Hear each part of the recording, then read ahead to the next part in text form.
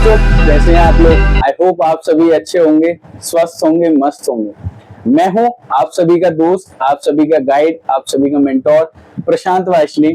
आप सभी का आपके और हमारे एक beautiful YouTube channel CCP smart classes पर स्वागत करना चाहता हूं, जहां पर हम क्लास 10th मैथ्स की जो एनसीईआरटी बुक है उसे कंप्लीट कर रहे हैं for the purpose of our board examination. ठीक है बच्चों, तो अभी तक मैंने क्या क्या कराया है थोड़ा सा आपको ब्रीफ इंट्रो दे देता हूं। जो भी बच्चे हमारे इस चैनल से नए जुड़े हैं उनको थोड़ा सा समझ में आ जाए कि अभी तक जो यहाँ पर हम खड़े हैं हमने अभी तक आपको क्या क्या चीजें कराई हैं। ठीक है बच्चों,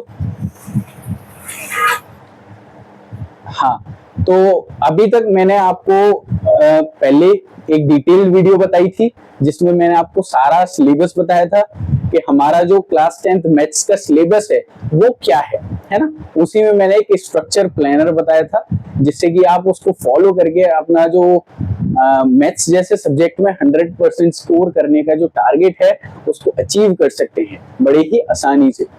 नेक्स्ट जो है, हमने जो हमारा पहला चैप्टर था उस सिलेबस वीडियो का है ना, ऑल्दो वो आपका ही सिलेबस है, उस वीडियो में मैंने एक और चीज बताई है कि कौन से चैप्टर्स हमारे लिए इंपॉर्टेंट हैं और कौन से नहीं है हमारे बोर्ड एग्जाम्स के पर्पस से, किस चैप्टर से कितने क्वेश्चंस, किस टाइप के क्वेश्चंस आते हैं, वो सारी चीजें मैंने डिटेल में आपको सभी बता रखा है ना। तो आप इस वीडियो को देखने के बाद उसे जरूर चेकआउट करें क्योंकि वो आपके लिए बहुत ही इंफॉर्मेटिव वीडियो होगी।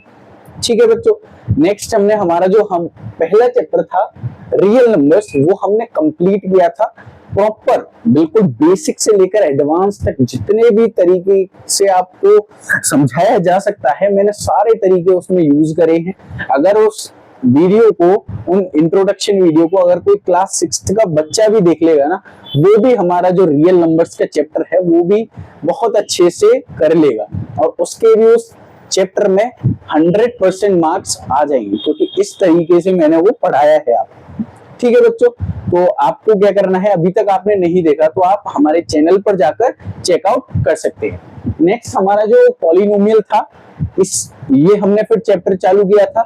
इसमें मैंने आपको कई सारी इंट्रोडक्शन वीडियोस कराई थी जिससे कि आपको कोई भी डाउट ना हो, है ना। जब भी हम हमारी एक्सरसाइज करें तो आपको इतना सा भी डाउट नहीं रहना चाहिए। इसी बेसिस पर मैंने आप सभी को हमारी जो इंट्रोडक्शन क्लासेस है बहुत ही अच्छे से, बहुत ही वेल स्ट्रक्चर फॉर्म में प्रोवाइड की है। ठीक है बच्चों, तो आपको क्या करना है, अभी तक आपने चेकआउट नहीं करी तो वही सेम हमारा जो चैनल है सीसीपी स्मार्ट क्लासेस, वहां पर जाकर आप सारी इंट्रोडक्शन वीडियोस चेकआउट कर सकते हैं। ठीक है बच्चों, चलिए आज का हमारा जो टॉपिक है वो हम शुरू करते हैं। तो आज का हमारा टॉपिक है एक्सरसाइज 2.1। अभी तक हमने इंट्रोडक्शन किया, सारे इंट्रोडक्शन के पार्ट खत्म हो गए, लेकिन आज आपको पता चलेगा कि हमारे लिए इंट्रोडक्शन करना, इंट्रोडक्शन वीडियो करना, उसको समझना है ना, क्वेश्चन चैप्टर करने से पहले इंट्रोडक्शन का होना है ना, वो क्यों इंपॉर्टेंट है। आज आपको फिर से पता चलेगा कि जो भी मैं इंट्रोडक्शन करा रहा था वो क्यों इतना टाइम ले रहे थे और क्यों, क्या उसका एक्चुअल मीन था, है ना। कोई ऐसे ही थोड़ी मैं हवा में सारी चीजें करा रहा हूँ, मैं सारी चीजों को एक प्लानर के साथ आपको प्रोवाइड कर रहा हूँ, है ना। तो इसी वजह से सारी वीडियोस आपके लिए बहुत ही हेल्पफुल रहेंगी। तो आज हम एक्सरसाइज 2.1 को करेंगे। तो इसका क्वेश्चन पहले हम नोट करेंगे, फिर आपको क्वेश्चन रीड करके बताएंगे, देन फिर क्वेश्चन को सॉल्व करेंगे आप सभी के साथ। एक और सजेशन मैं आपको देना चाहता हूं कि आपको ये वीडियो को एक मूवी की तरह नहीं देखना है। आपको एक नोटबुक, एक पेन लेनी है अपने साथ, जरूरी है ना। उसको लेने के बाद जो भी चीजें यहाँ पर मैं नोट कर रहा हूँ मैं आपको बता दूंगा कि कौन सी चीजें आपकी नोट करने की हैं और कौन सी नहीं। तो वो सारी चीजें आपको प्रॉपर नोट डाउन करनी है अपनी नोटबुक पर। तो चलिए हम पहले अपना क्वेश्चन लिखते हैं और एक्चुअल वे में आज ही आपको अच्छे से समझ में आएगा कि मैंने इंट्रोडक्शन में इतना टाइम क्यों दिया, है ना। बेस बनाने में जितना टाइम दे दोगे ना तो आपकी बिल्डिंग है ना वो बहुत ऊंची बन सकती है। इसी वजह से हमने इतना टाइम इंट्रोडक्शन को दिया और आपको वीडियोस प्रोवाइड करी। तो चलिए हम स्टार्ट करते हैं आज का हमारा पहला क्वेश्चन। पहले क्वेश्चन नोट डाउन करते हैं, देन उसको फिर वन बाय वन सॉल्व करेंगे। क्वेश्चन 1 है बच्चों हमारा, क्या है भाई क्वेश्चन 1? क्वेश्चन 1 है द ग्राफ्स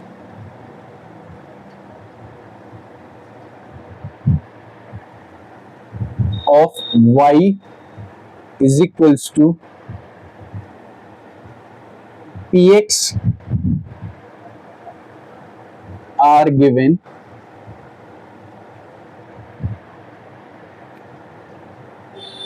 in figures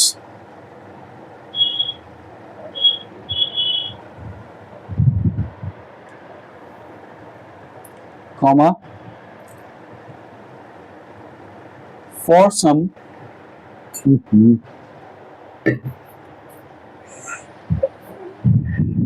ठीक है बच्चों, for some polynomials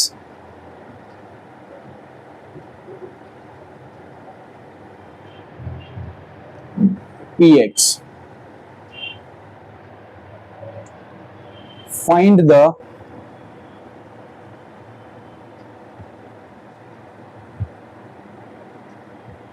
number of zeros of px comma in each case। ठीक है बच्चों, इसका पहला जो सब पार्ट है वो हम इसका ग्राफ बनाते हैं।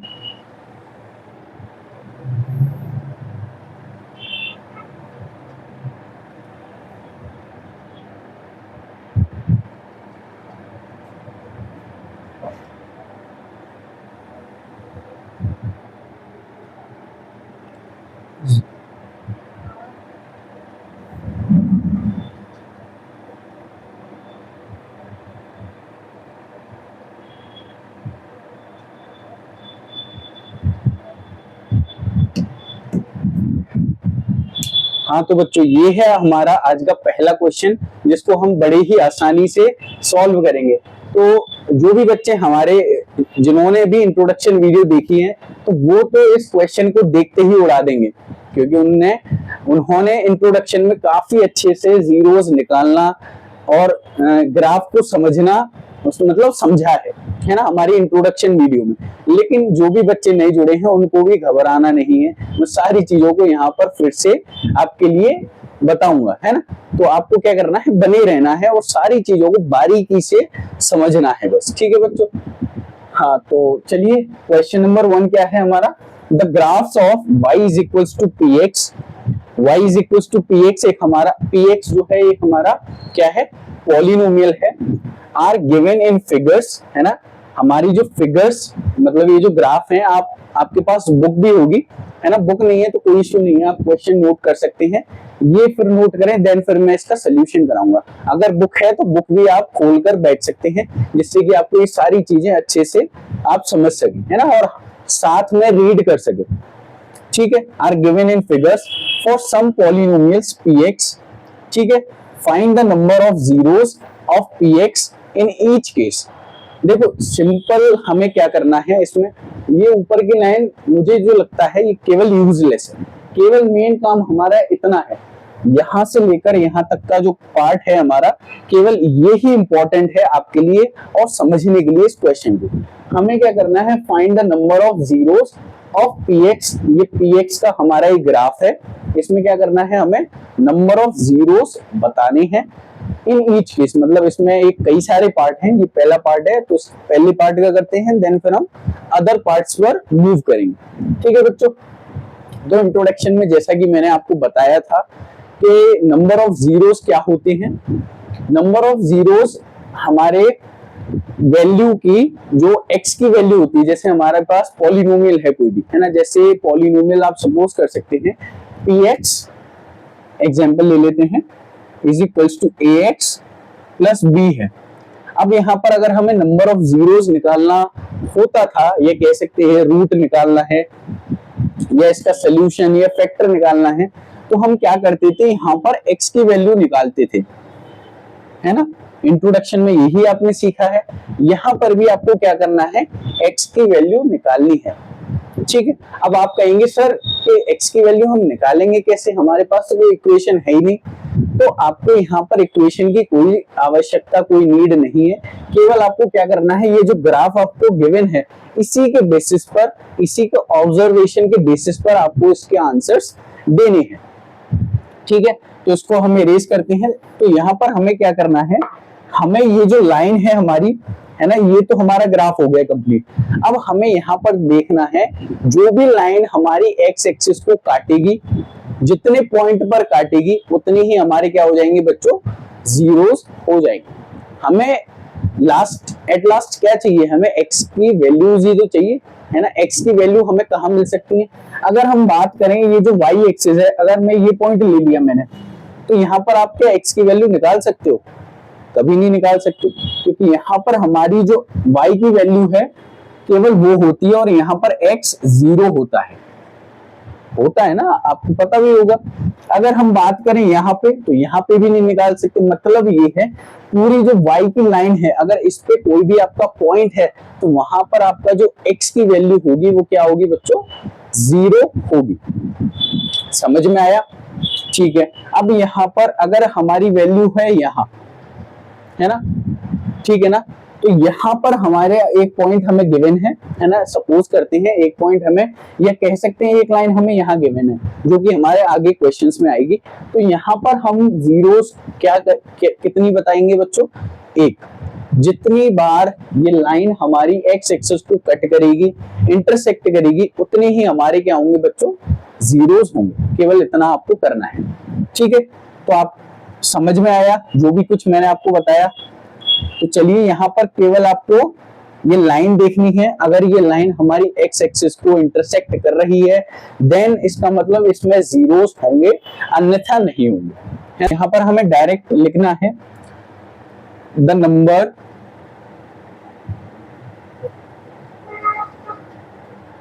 Of zeros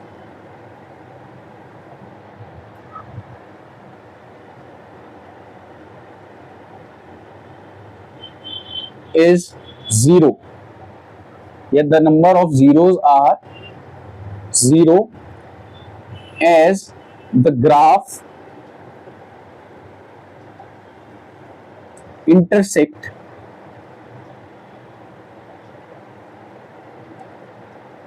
x axis, as the graph do not intersect x axis।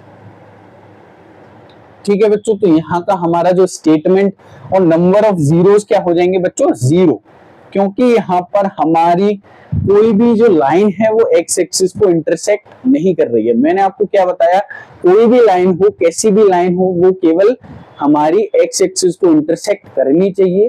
अगर वो इंटरसेक्ट करती है और जितने पॉइंट पर करती है उतने ही हमारे जीरोस होंगे। ठीक है, और अगर नहीं करती तो हमारा जो नंबर ऑफ जीरोस हैं वो क्या हो जाएंगे बच्चों, जीरो हो जाएंगे, केवल इतना। ठीक है, तो पहला हमारा ये कंप्लीट हो चुका है, केवल इतना करना है। अब ये भी नहीं कर पाओगे, ये तो बड़ा ही आसान है ना, तो ये केवल आपको ऑब्जर्व करना है और समझना है। ठीक है, नेक्स्ट अब हम ग्राफ बनाते हैं, उसका आंसर आपको मुझसे पहले देना हो। ठीक है, तो इसको इरेज करते हैं। नेक्स्ट हमारा graph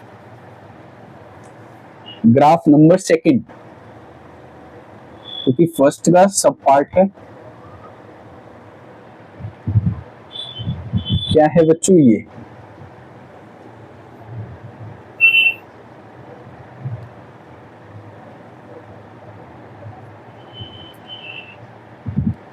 x dash y dash ओ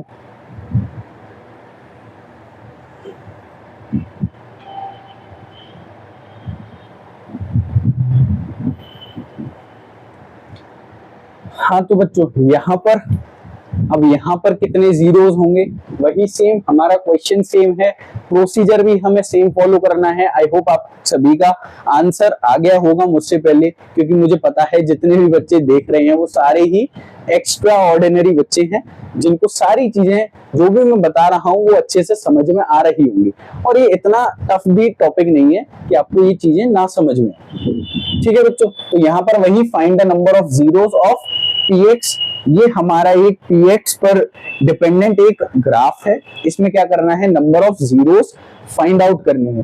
तो यहाँ पर हम ऑब्जर्व करें इस हमारे ग्राफ को, है ना, तो यहाँ पर हम देख सकते हैं कि ये जो x है वो यहाँ पर, ये जो लाइन है हमारी, वो हमारी इस पॉइंट पर x एक्सिस को इंटरसेक्ट कर रही है। अगर वो यहाँ एक पॉइंट पर इंटरसेक्ट कर रही है तो कितने जीरोस होंगे बच्चों, ऑब्वियस है एक ही होंगे, है ना।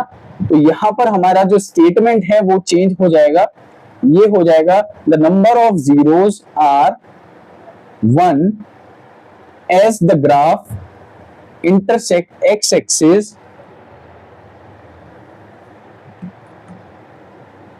at one point only। ठीक है बच्चों, ऐसे ही होगा सारे क्वेश्चन, जितने भी इसके सब पार्ट हैं सारे ही ऐसे ही होंगे। चलिए एक और एग्जांपल लेते हैं इसका, एक और जो सब पार्ट है उसको भी ड्रॉ करते हैं, आपको कोई भी डाउट नहीं रहना चाहिए बस।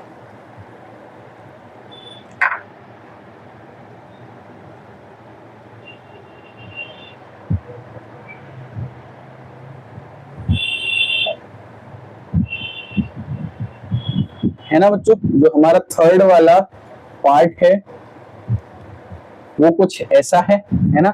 तो यहाँ पर भी हमें क्या करना है, केवल ऑब्जर्व करना है। ये जो क्वेश्चंस हैं आपको इसमें ना तो आपको ना हाथ हिलाना, ना पैर हिलाने, ना सिर हिलाना, केवल क्या करना है, देखना है और आंसर देना है।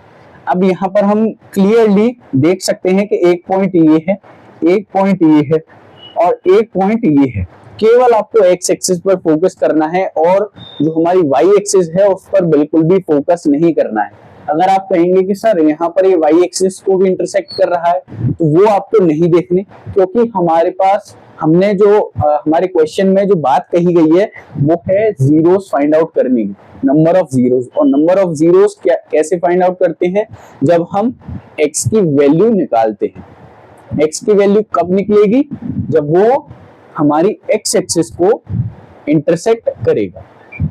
ठीक है बच्चों, तो यहाँ पर अब ये 1, 2 और 3 पॉइंट पर इंटरसेक्ट कर रहा है, तो नंबर ऑफ जीरोस कितने हो जाएंगे, पता होगा बच्चों को, 3। The number of zeros are 3 as the graph intersect x axis at कितने पॉइंट पर बच्चों, 3 पॉइंट पर,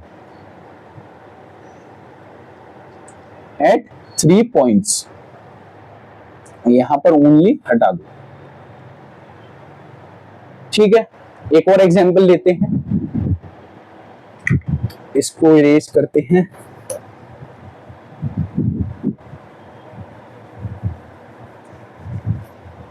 अब इसका फोर्थ पार्ट जो कि एक और इजी पार्ट है, x x dash y y dash.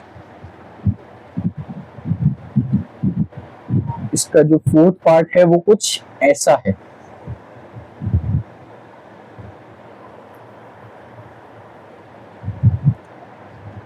ठीक है बच्चों, तो यहां पर हमारा आंसर क्या होगा। अब आप कहेंगे, कुछ बच्चे हमसे कहेंगे कि सर अब यहाँ पर हमारी जो x की वैल्यू है वो तो माइनस में आएगी, क्योंकि ये जो है माइनस साइड में है, क्योंकि यही ये वाली जो साइड होती है हमारी एक्स एक्सिस की, जो हमारा फर्स्ट क्वाड्रेंट है, तो ये वाला जो लाइन है या कर्व है वो हमारी नेगेटिव साइड में, तो क्या इसमें भी हमारी 2 ही होंगी। तो हाँ बच्चों, बिल्कुल सही है आपका आंसर। यहाँ पर भी जो हमारी नंबर ऑफ जीरोस हैं वो कितनी होंगी बच्चों, 2। हमें ये नहीं देखना कि वो नेगेटिव साइड है या पॉजिटिव साइड है, केवल हमें ये देखना है कि वो एक एक्स एक्सिस पर है या नहीं, सिंपल है ना। तो यहाँ पर हमारी नंबर ऑफ जीरोस कितनी हो जाएंगी बच्चों, वो हो जाएंगी 2। The number of zeros are 2 as the graph intersect x axis at कितने पॉइंट पर बच्चों, 2 पॉइंट्स पर। ठीक है। एक और जो है हमारी फिफ्थ और सिक्स्थ पार्ट, जो कि है फिफ्थ एंड सिक्स्थ पार्ट, 6 है ना इसमें। हाँ बच्चों, जो फिफ्थ और सिक्स्थ पार्ट है ये आपके लिए होमवर्क है ना। वो भी सेम जैसे हमने ये चारों पार्ट करे वैसे ही ये फिफ्थ और सिक्स्थ पार्ट की यही स्टेटमेंट लिखनी है। आपको केवल एक्स एक्सिस पर फोकस करना है और कुछ नहीं करना। एक्स एक्सिस पर जितनी बार वो लाइन कट करती है, जो भी एरो है, जो भी हमारी लाइन है वो कट करती है, उतनी ही हमारे एक्स एक्सिस के पॉइंट हो जाएंगे और उतनी ही हमारी जीरोस हो जाएंगी। और यहाँ पर आपको लिख देना है इंटरसेक्ट एक्स एक्सिस है, जितने भी पॉइंट पर वो इंटरसेक्ट करती है। जैसे 3 पर करे तो 3, 5 पर करे तो 5, 6 पर करे तो 6। ठीक है बच्चों, सिंपल। अब हम चलते हैं हमारी एक्सरसाइज 2.1 पर। अब देखो एक्सरसाइज 1 जो 2.1 थी कितनी हलवा हो गई है ना, क्योंकि आपने इंट्रोडक्शन अच्छे से किया हुआ है, इसीलिए आपको कोई भी डाउट, कोई भी दुविधा, कोई भी परेशानी नहीं हुई होगी इस क्वेश्चन को समझने में। इसी वजह से मैंने आपको सजेस्ट किया था कि इंट्रोडक्शन हर चैप्टर का, चाहे वो कोई सा भी चैप्टर हो, कोई सा भी सब्जेक्ट हो, वो बहुत ही महत्वपूर्ण होता है समझना, है ना, वही हमारा बेस होता है। ठीक है, तो चलिए अब हम एक्सरसाइज 2.1 पर चलते हैं। आई होप आपने सभी ने नोट कर लिया होगा, स्क्रीनशॉट ले लिया होगा। अब हम बात करेंगे एक्सरसाइज 2.1 की। वही सेम प्रोसीजर फॉलो करेंगे, पहले क्वेश्चन नोट करेंगे, देन फिर हम क्वेश्चन को समझाएंगे और फिर सॉल्व करेंगे।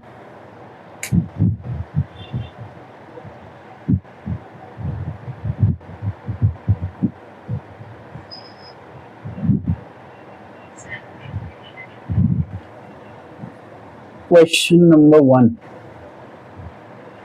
क्या है भाई? Question, find the zeros of the following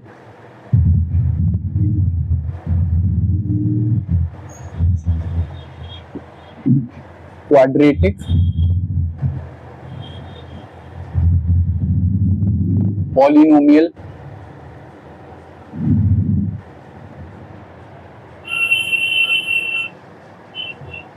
and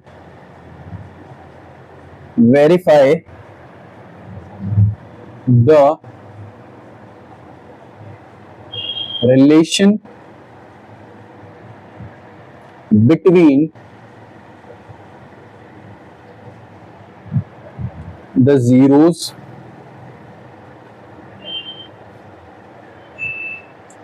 and the coefficients।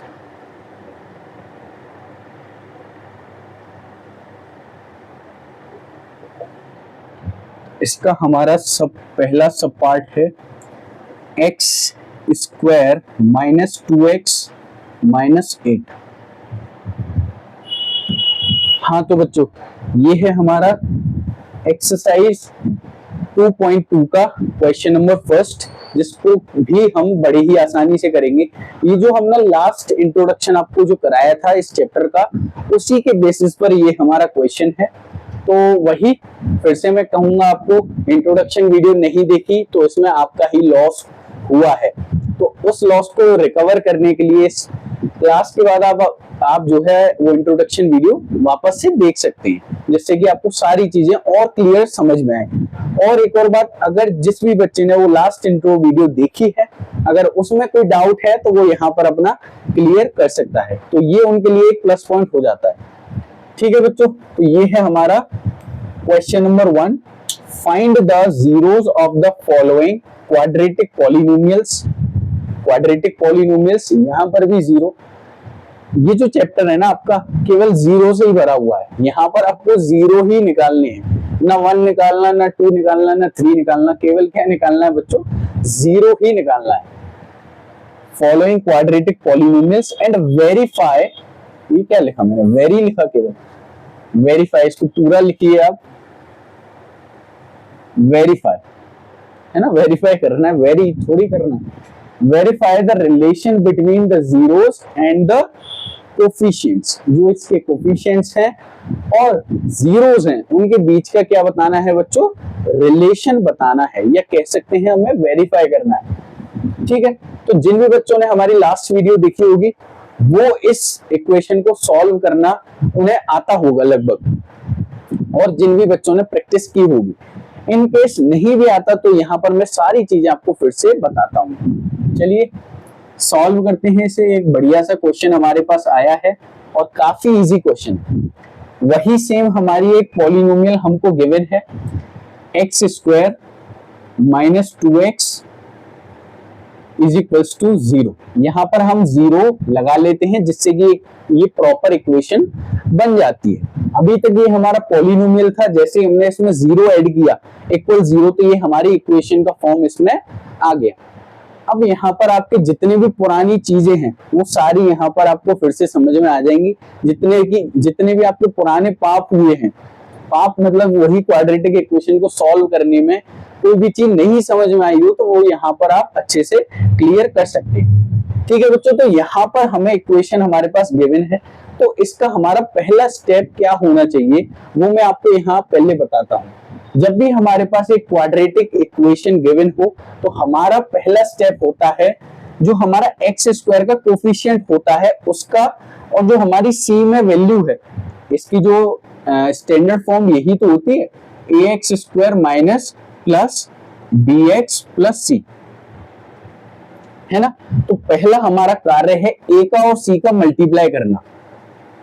जब कभी भी आपको क्वाड्रेटिक इक्वेशन दिखे वहां पर आपको कुछ नहीं सोचना, केवल ए और सी का मल्टीप्लाई करना है। ए क्या है बच्चों, यहाँ एक्स स्क्वायर का कोफिशिएंट। एक्स स्क्वायर का कोफिशिएंट मतलब जो भी कुछ एक्स स्क्वायर के साथ है वो ही उसका कोफिशिएंट होता है। जैसे हम यहाँ पर बात करें तो x के साथ जो भी कुछ होगा वो उसका कोफिशिएंट होगा। जैसे यहाँ b x के साथ है तो b का क्या हो जाएगा, कोफिशिएंट हो जाएगा। तो a मल्टीप्लाई c, तो क्या आ जाएगा बच्चों, यहाँ पर हमारा जो एक्स स्क्वायर का कोफिशिएंट 1 होगा। जब कुछ नहीं होता तो हम 1 मानते हैं, जब कोई साथ नहीं देता तो ऊपर वाला साथ देता है, और ऊपर वाले जो हमारे भगवान है वो कितने हैं बच्चों, 1। तो वहां से आप थोड़ा सा इसको रिलेट कर सकते हैं। तो 1 का मल्टीप्लाई सीधे 8 में,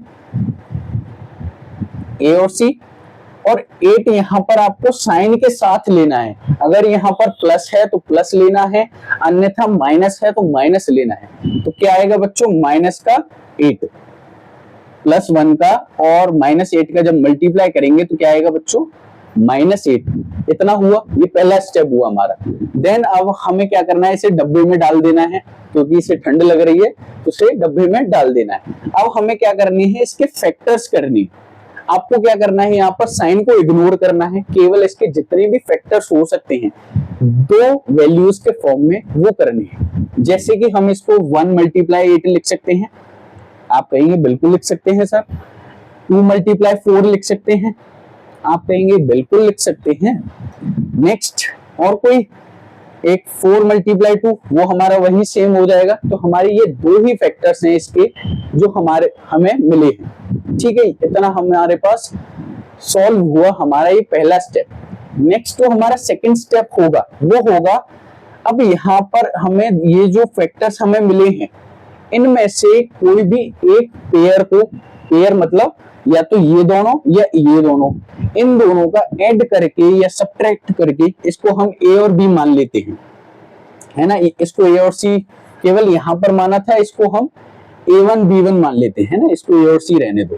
a1 plus minus b1 is equals to बीच की जो हमारी वैल्यू है, क्या है बच्चों, बीच की वैल्यू -2 आना चाहिए। क्या आना चाहिए बच्चों, -2। यहां से हमें कोई भी एक पेयर लेना है जिसको प्लस करके या फिर माइनस करके क्या आना चाहिए, हमारी बीच की वैल्यू आनी चाहिए, है ना। तो वही हम यहाँ पर चूज करेंगे। अगर हम 8 और 1 और 8 को लेते हैं तो क्या इससे हो सकती है कोई भी पॉसिबिलिटी है कि हमारा -2 आ जाए? कभी भी नहीं आएगा, क्योंकि यहाँ हमारा 1 और 8 अगर इनको जोड़ेंगे तो 9 बनेगा, और इनको अगर घटाएंगे तो कितना बचेगा बच्चों, 7 बचेगा। ठीक है, नेक्स्ट हमारा 2 और 4, यही एक ओनली ऑप्शन बनता है जिससे कि हम इसे फर्दर वैल्यू पुट करके कर सकते हैं। तो यहाँ पर हमें क्या चाहिए बच्चों, -2। देखो ये सारी चीजें ना आपके केवल ऑब्जर्वेशन के हिसाब से चलेगी। जितना ज्यादा आप प्रैक्टिस करोगे, जितना ज्यादा क्वेश्चन से गो थ्रू करोगे, उतना ही आपकी ऑब्जर्वेशन बहुत अच्छी एक हायर पीक पर होती जाएगी। ठीक है बच्चों, यहाँ पर अब हम 2 और 4 लेंगे। तो यहाँ से हमें पता चल रहा है कि ये माइनस का आ रहा है, माइनस का आ रहा है। तो इसका मतलब जो हमारा बड़ा नंबर होगा पेयर में, जो बड़ा नंबर होगा उसी का साइन तो ये आएगा। ऐसा तो है नहीं कि छोटे नंबर का आ जाए, कभी हो ही नहीं सकता। तो हमारा जो बड़ा नंबर है वो 4 है, तो -4 कर सकते हैं हम। या फिर ऐसे भी नहीं तो पहले 2 ले लो और -4 कर दो। अब तो -2 आएगा ना, ऑब्वियस है। तो हमें हमारे जो दो फैक्टर्स हैं, या जो middle splitting the middle term, वही मेथड लगा रहे हैं हम, splitting middle term method, term method है ना, जो कि हमने इंट्रोडक्शन वीडियो में अच्छे से पढ़ा है। सबसे पहले जीरोस निकालनी है, तो उसका एकमात्र तो नहीं, एक वन ऑफ द मेथड है स्प्लिटिंग द मिडिल टर्म, उसी को यहाँ पर मैं एलेबोरेट कर रहा हूँ। सॉरी मैं बताना भूल गया आपको, है ना। ठीक है, तो यही चीजें हैं, ये जो मेथड है वो मैं यहाँ पर अप्लाई कर रहा हूँ। ठीक है, तो हमारे जो दो वैल्यूज हैं बीच की a और 2x को सेपरेट करने के लिए, वो एक तो 2 आ गई और एक -4 आ गया। ठीक है बच्चों, तो अब तो हम बड़े आसानी से इसको क्या कर सकते हैं, सेपरेट कर सकते हैं। तो क्या होगा, x², अब यहाँ -2x है वही, तो -4x, केवल x और ऐड कर देना है और कुछ नहीं करना, +2x -8 = 0। आपको कोई भी चेंज ना यहाँ करना ना यहाँ करना। ये जो मेथड है इसकी खासियत है कि आपको केवल मिडिल टर्म से ही बात करनी है, और बाकी का जो इमेजिनरी काम है, जो सोचने वाले काम है, वो दोनों के साथ करनी है, ये पहले टर्म के साथ और लास्ट वाले टर्म के साथ। लेकिन जो एक्चुअल में आप चेंज करोगे, जिन वैल्यूज को आप मैथमेटिकली चेंज कर सकते हो, वो केवल बीच वाला टर्म है।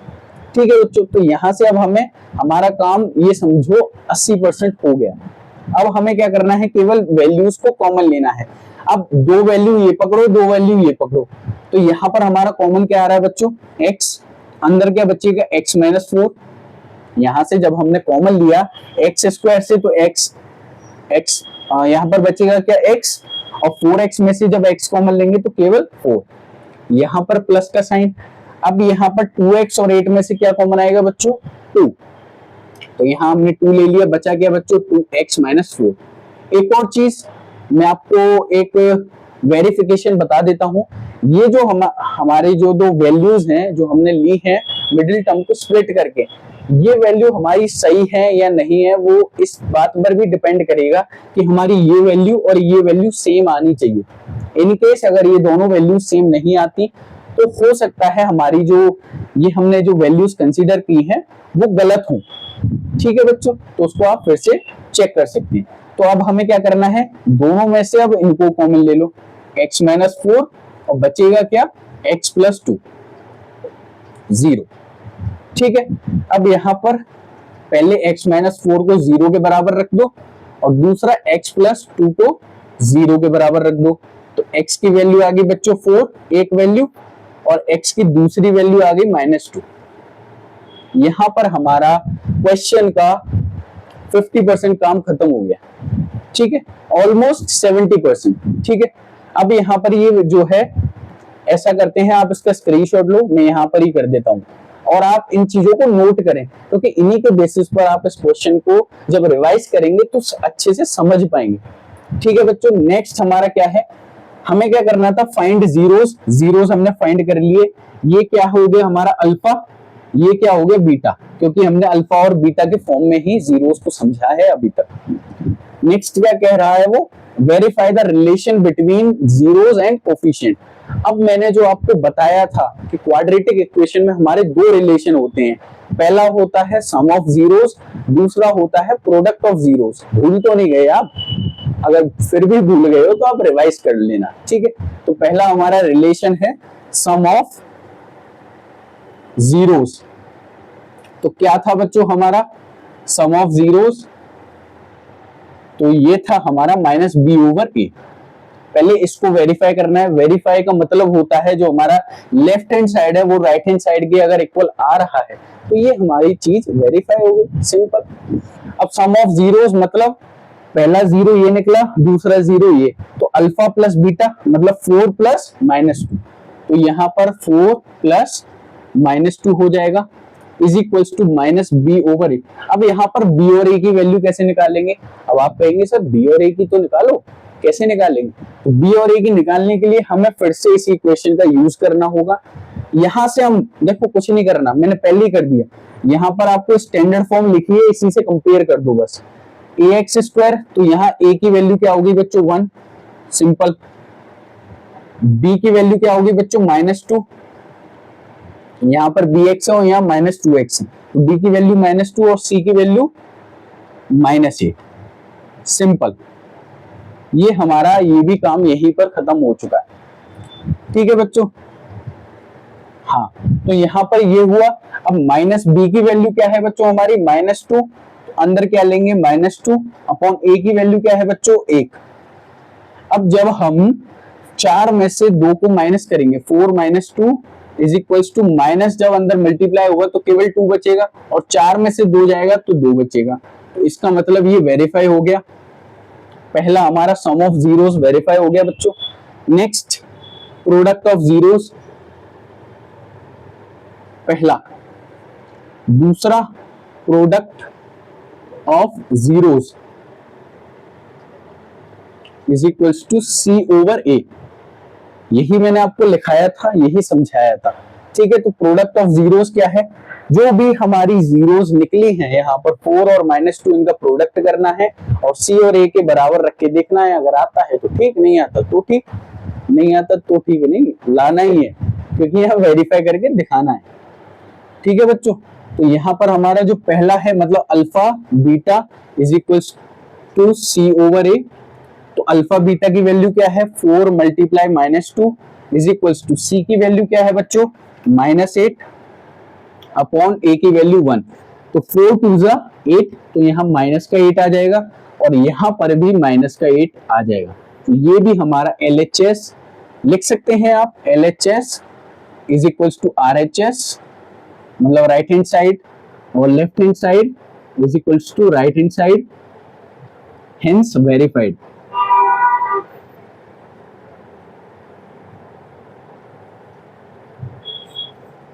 तो ये होता है हमारा पहला क्वेश्चन फिनिश।